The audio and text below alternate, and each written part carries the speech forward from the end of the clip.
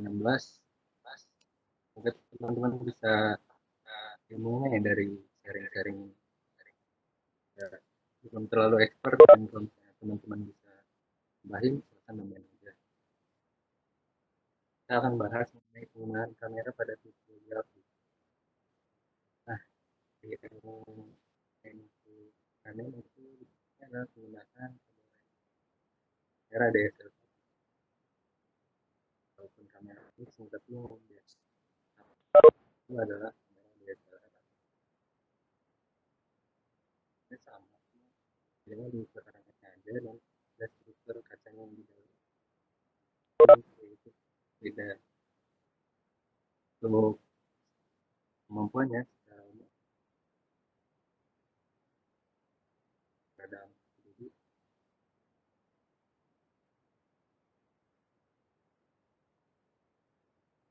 kita memiliki beberapa model yang dapat digunakan untuk merekam. Ini aku bagi jadi dua, yaitu auto dan manual. Otomatis sendiri itu sudah mencakup otomatis dalam segi exposure, yaitu pencahayaan, fokus, yaitu bagaimana gambar, balance, yaitu dalam cahaya yang masuk itu warnanya seperti apa. Manual itu mencakup exposure yang bisa manual, fokus yang bisa manual, ataupun mode balance. Mohon maaf kepada Mas Afgan, suaranya kurang kedengaran, Mas. Oke, keren ya.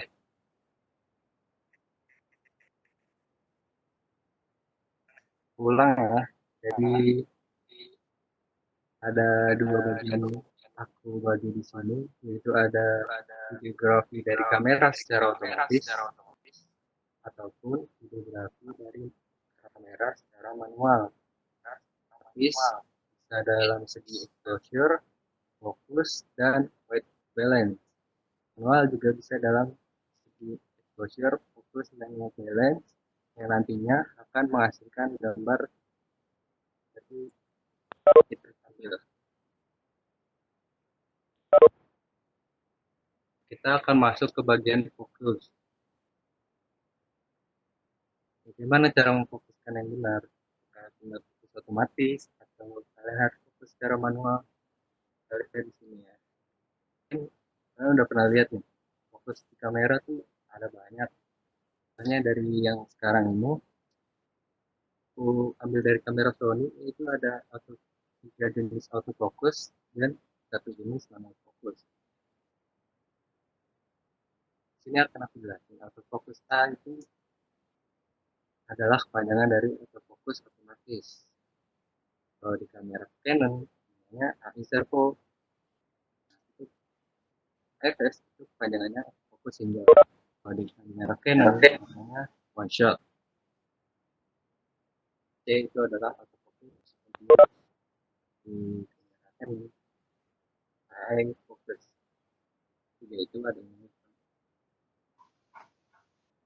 fotografi itu biasanya digunakan semuanya. Jadi gunain itu autofocus A, autofocus C, sama fokus non fokus. Masuk ke sini kita lihat ada penggunaan autofocus single S. Ya, pada Canon itu namanya one shot. Di sini itu kita menggunakan jenis fokus yang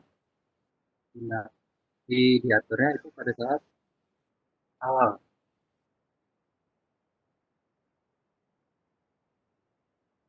Tapi dia memfokuskannya pada tumbuhan. Nah, sekali fokus itu dia bisa langsung menggunakannya untuk merekam hal yang lain dalam fokus yang situ saja. Itu biasanya direkam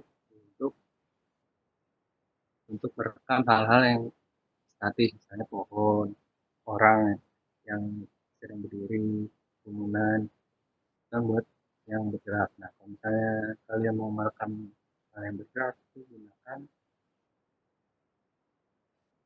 autofocus yang continuous. kita mau merekam mobil pakai autofocus. Jadi autofocus continuous itu dia akan otomatis mencari fokusnya pada objek yang kalian tuju. Dia akan secara otomatis cari fokusnya tiap tiap detiknya kayak gini. Itu bisa digunakan untuk yang bergerak. Tapi kalau misalnya kalian membuat fokus untuk kalian lain, misalnya kalian mau menunjukkan suatu gambar yang berbeda, nah ini kalian bisa gunakan manual focus. Manual focus bisa diatur oleh jadi masing-masing. Itu tinggal kalian putar lensanya aja di bagian.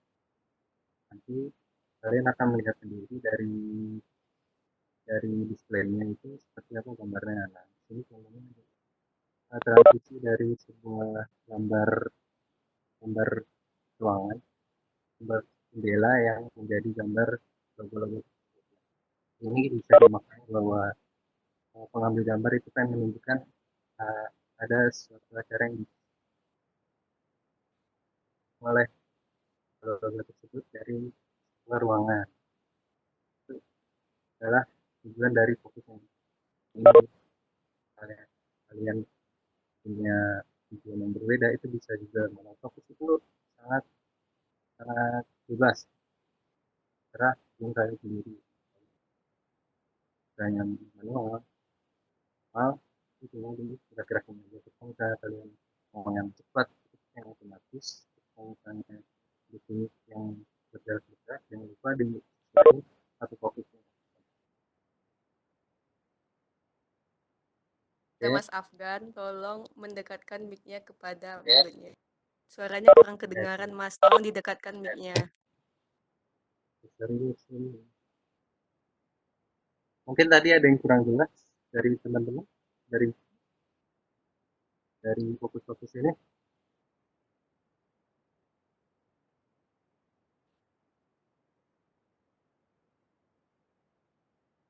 Nah, ada kita lanjut ke exposure ya.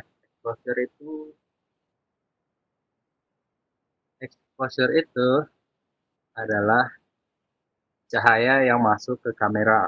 Nah, di dalam exposure itu ada yang dikenal dengan konsep exposure triangle. Apa itu exposure triangle?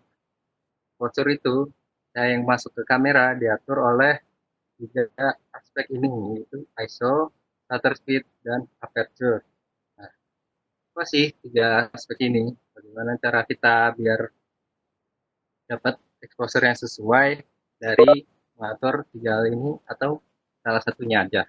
Kita lihat di mana sih kalian bisa lihat exposure di kamera kalian itu. Biasanya nih kalau kalian di kamera ada yang satuan F, panel F itu namanya f-stop atau aperture.